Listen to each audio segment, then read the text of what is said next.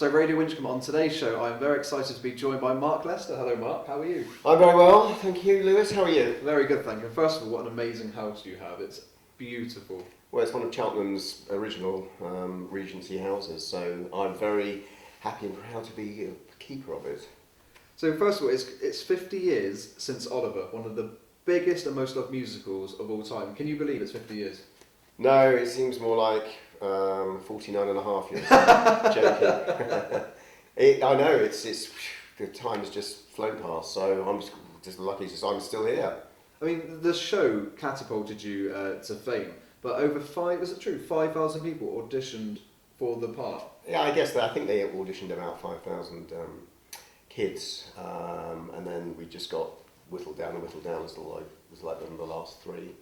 So what do you think set you apart from everyone else and, getting chosen as Oliver? Yeah, good question. I don't know. My dancing was pretty not very good. I couldn't really sing that well. I think I must have just had the look they were looking for.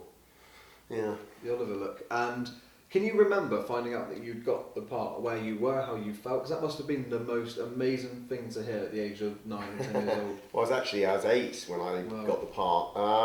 Where was I? I was at home with my parents, and my mum came up, and I was in my bedroom, I think, playing music, and she said, "Oh, you've got the part. You start on Monday." And I thought, great, that's time off school. That's the way you looked at it. Yeah. On your first day, going back to your first day on the set, can you remember anything with your first day? Because it must have been daunting, because you're working with some legendary actors. Yeah. We did a lot of rehearsals before we actually turned the camera. So we did about 3-4 months worth of rehearsals in the studios at Shepton Studios, and we were gradually introduced to the main actors. So mainly it was myself, Jack Wilde, who's the Artful Dodger, and the Fagin's Den kids that were being rehearsed. I'm talking about Jack Wilde. In the show, the Artful Dodger and Oliver, best of friends. But I know you were also close out of the film, through life. You two had a good friendship. Yeah, I knew Jack right up until, sadly, he died. We were, we used to be in contact every couple of months or so, and I was helping his wife, I am helping his wife with his book, so eventually it will come out, his biography, or was autobiography, but I think Claire's taken over and done some work on it since his death.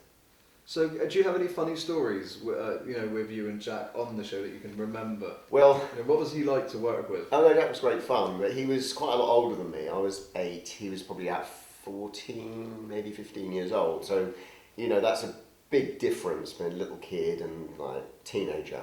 No, he was very good to me. He was he kind of looked after me and looked out for me, and the thing was that Jack was kind of fully grown when he was the Dodger, and of course I was 8 and I kept growing, so poor old Jack, every time I grew, and I had growth spurts of about 1 or 2 inches, I'd have to put lifts in his shoes to keep him at the same level, otherwise it would have looked kind of weird. So poor lad, he had all these different shoes that he had to wear. And with Jack, it must have been hard for you because he battled so much in his life through alcohol addiction. Mm-hmm. So that must have been hard for you as a friend to see him go down that road. Yeah, I think it was harder for his ex-wife, who was a really good support to him, but I think eventually it took its toll, and sadly that's what his demise was in the end. It killed him. But his second wife, Claire, this was after he got off the addictions and stopped smoking and drinking to the levels he was doing, helped him through, but unfortunately it was too late by then. And with child actors, they are, a lot of child actors, they're in a bubble almost when you're on a film and everything's kind of perfect as such, but there's a time when that bubble bursts and they struggle to adapt to life afterwards. So yeah.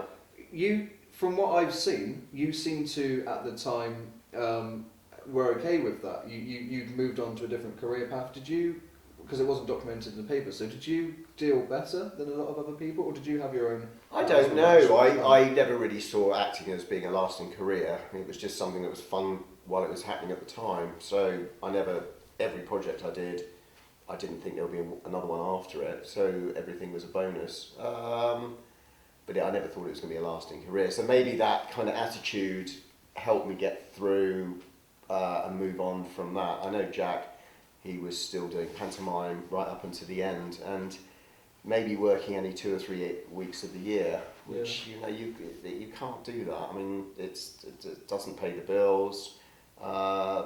You're either an actor that's in constant work, or you're struggling. And I think most actors are out of work most of the time, except for maybe the top 1% who are working all the time, or unless you've got a job like on EastEnders, A regular one job. of the soap. Yeah. So in the film, we went with some legendary names, but of course Oliver Reed being one of them. Now, I'm a big fan. I've spoke to you numerous times, and I'm a big fan of the film. But he is terrifying to watch. What was he like off screen? He was terrifying off screen as well. He's a method actor, so he used to come in as Bill Sykes. He was Bill Sykes on set, so he was pretty terrifying. He was quite rough. He was quite rough with Ron Moody, who played Fagin.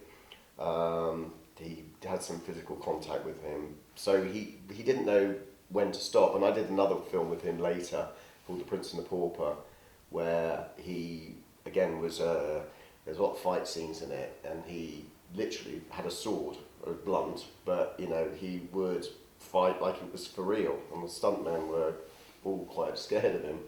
Did anyone ever complain at one point and said, I don't mind this fight scene, but I've got a black eye now? Yeah, well, a lot of that happened, but I think David Hemmings, who was in The Prince and the Pauper, got beaten up by Oliver Reed on camera because Oliver didn't pull his punches, so I think he broke 2 of his ribs. Wow.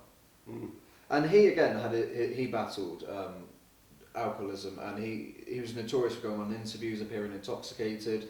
Did you ever watch those interviews and kind of in shock, because you, at a young age, you've worked with this guy in one of the biggest films ever, and then you've seen him go down that? Yeah, I know, but latterly, while I worked with him on Prince and the Pauper, maybe not so much on Oliver, but later when I was like 18, when I was on Prince and the Pauper, he used to go off on benders, and he'd wind up in prison, and the producers had to bail him out. So I was quite aware of his level of drinking then, but it was quite sad actually just to watch him, because whenever he went on to one of the interviews that when he did the Wild one, they actually gave him a jug full of vodka and orange before in the green room.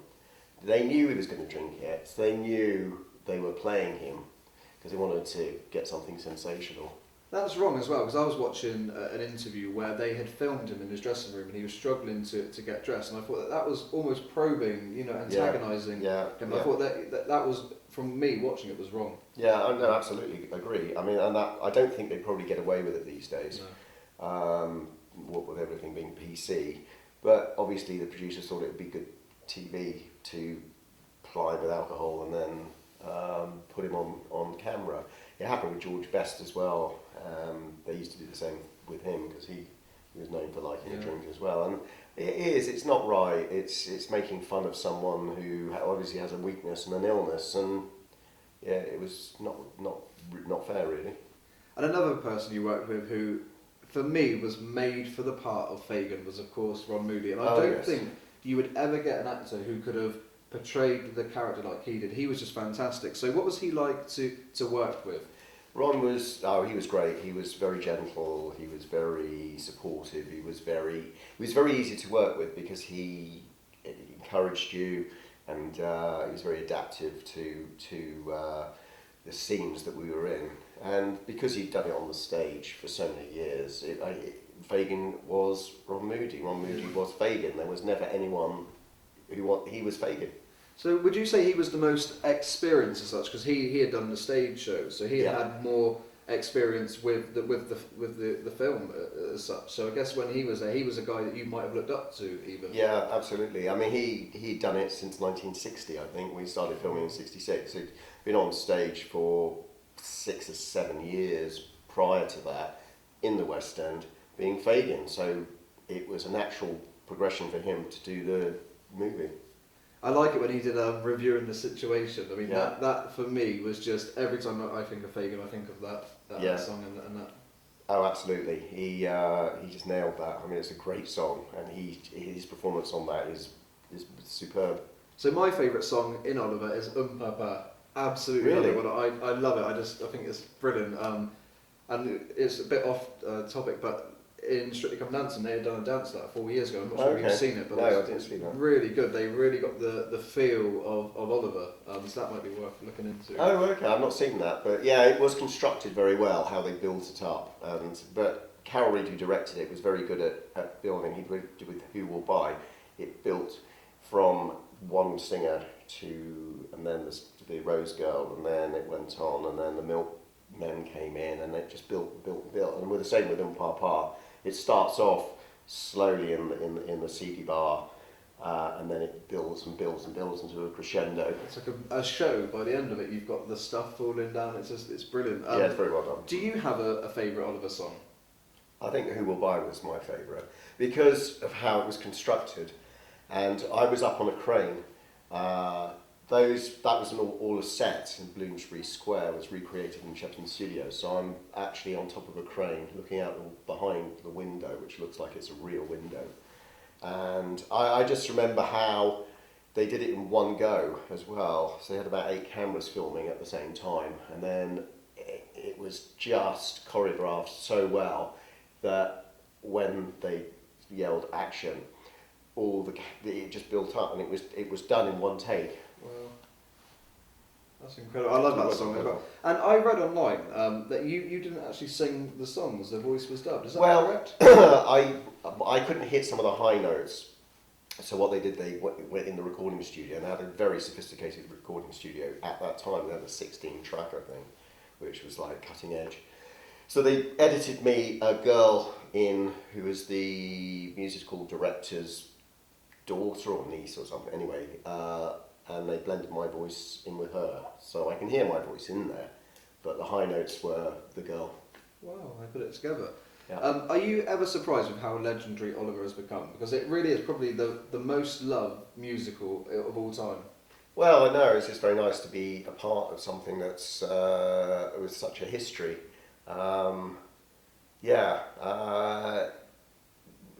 It's great. I mean, I'm off to Los Angeles actually next week to appear at a function with the 50th anniversary of the film. So it's great, and hopefully I'll be around when it's the 60th anniversary of Oliver. And keep it celebrated. The show's kept alive by stage productions of Oliver. Have you seen any yourself? Oh yes, yeah. I saw Rowan Atkinson. I saw. What else did I see? Russ Abbott did it. Rowan Atkinson did it. The Cameron Mackintosh production in London. Jonathan Pryce I saw do it, and I've seen several productions of it. It's a really, really, really good show. It's slightly different in as much as there's a couple of songs that are in the show, in the stage production, that are not in the film. So it kind of slightly moves in a different way, but it was extremely well done. Now, going on to something different, I'd love to talk about your friendship with the late King of Pop himself, Michael Jackson. Uh-huh. First of all, how did that friendship actually come about? Going back to the film Oliver, that was Michael's favourite musical, so he loved that musical from being a boy. We're both pretty much, we were almost exactly the same age. He was born August, I was born July '58. He was a month younger than me. So, and when he grew up with the Jackson 5, about the age of 9, 10 years old, he then saw the film. He loved it, loved the music, and there was a lot of teen magazines in the States at the time, and there was always Michael on the cover, Donny Osmond, who was around at the time, David Cassidy, myself, and Jack Wilde. So he always saw all our faces together and used to get these magazines, and so he approached me when I was about 16, 17.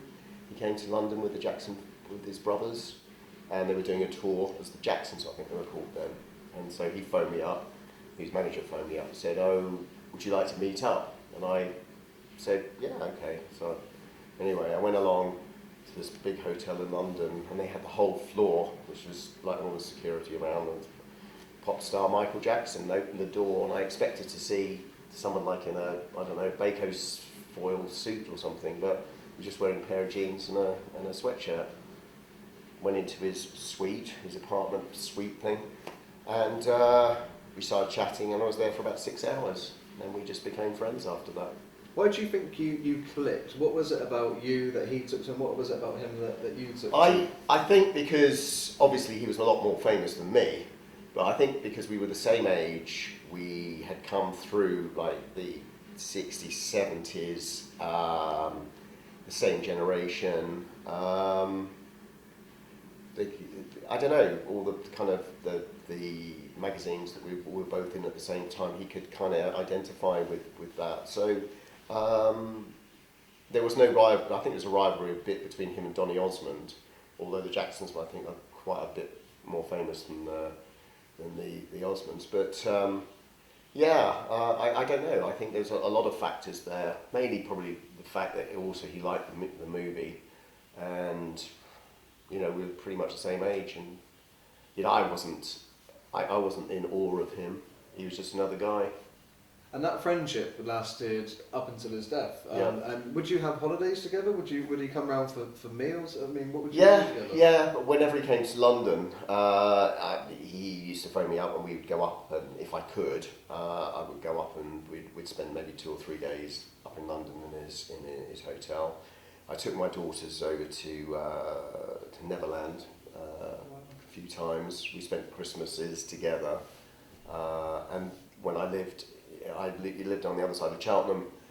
Initially, he came and stayed for a couple of days when I was there. And in the papers, we all kind of get the idea of Jacko, what people put in the papers. What was the real Michael Jackson like as a person? He was a very sweet, kind, very softly spoken guy, very misunderstood. He was just, all he wanted to do was to watch movies, and he loved Disney things. He wouldn't let his kids watch anything that wasn't a PG certificate. So all the Pixar and Disney movies, he used to like eating fish and chips and pizza. Well, that's proper traditional British as well. Well, the fish and chips. Yeah. When Michael Jackson died, I'm not sure what your thoughts are, but it must have been frustrating because I felt like from what I've read at the time, you couldn't celebrate his life because of the stories that were in the papers in regards to you potentially being the father of Paris Jackson. Now, did that frustrate you that you couldn't just do an interview and celebrate his life? Instead, you were having to talk about these claims. I think that kind of tarnished it a little bit. But I don't know. With Michael, the questions always were trying to show a nasty side of Michael, which is it wasn't there, and unfortunately I think he made himself a bit of a target, and people like to read the nasty things. I mean, you pick up a copy of The Sun, it's not going to have anything nice said about it. They want to say horrible things about people. And at the time, when you found out he died, because I from what I read, you actually spoke to him quite a few times going up to the tour. Yeah. Well, my daughter Harriet was supposed to actually go on stage with him when he did the Dirty Diana, I think, Dirty Diana number, and because he thought she looked like Diana. I don't think she looks anything like her, but so Michael wanted her to go on stage and just be there on stage with him. So they were talking about that while he was rehearsing. He used to phone up, spent a lot of time on the phone. And he'd already booked a big mansion outside London that he was going to stay in while he was doing the O2 gig, but sadly that never happened. And I'm a massive Michael Jackson fan as well, and despite any of the things that I personally read, I still think he's absolutely brilliant. I mean, the legacy that he's left behind kind of says about his character and the person he was to leave such a legacy. Oh, absolutely. I mean, he was just phenomenal. I mean, but such a humble guy. Because I said to him, how do you write your songs? And he says, it's a gift I've been given. It comes through me. I'm like a receiver, a transponder. Because I get this thing in my head and I you know, like Billie Jean, I think. I said, well, how did you write that? And he said, oh, I was driving in the car and it came to me and I pulled over and I had a tape recorder and he hums it into the tape recorder. And then he takes it to Quincy Jones and they work on it. So it's just inspiration like that. And then you got one of the biggest songs of the Absolutely, 80s. yeah.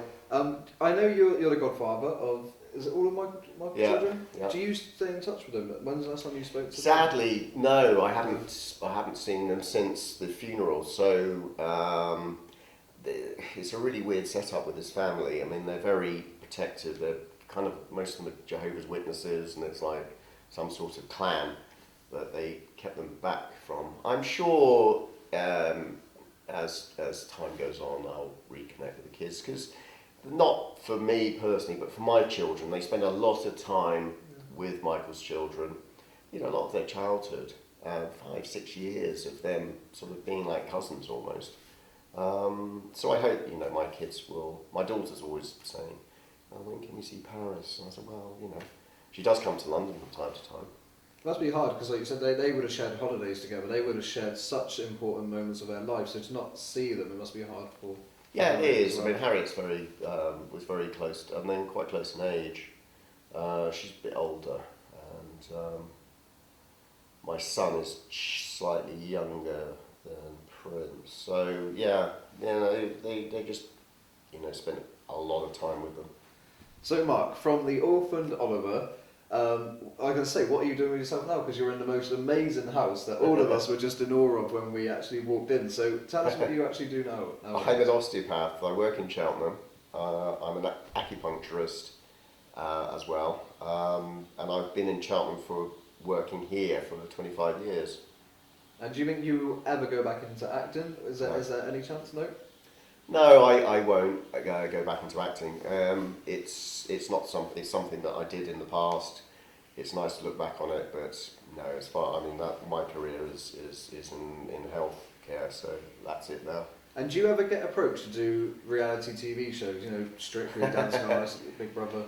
Yeah, I was called on to do the what's that thing in Australia in the jungle. I'm a celebrity, yeah. But you know, it's I probably wouldn't do it. I've done a couple of TV shows. When I first moved here, they did a show called Who's Doing the Dishes, and they have to guess who the person is. And I had my house invaded by Brian McFadden and his team, and then we had to cook a meal for 5 or 6 old ladies, and they had to sit around gossiping and try and guess who is this mystery person.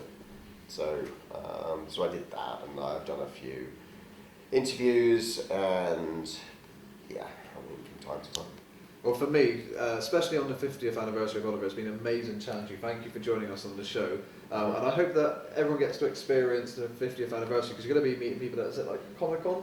Is that the type of thing you do? Yes, so exactly, yes. So what a time. Is there going to be anyone else from Oliver there? There's going to be Shani Wallace, who's Nancy. Wow. Yeah. And do you stay in touch with her regularly? Yeah. I saw her a couple of weeks ago. So yeah, it's nice. They're doing more in the States on it than they are here, which is funny. I thought they wanted to celebrate the 50th anniversary of Oliver more so here, but no, I don't. Sadly, not. Well, we'll make sure this gets out to people, and Okay. we'll celebrate it for you. Thank you so much for joining us. Really Pleasure. appreciate it. Thank you. All right.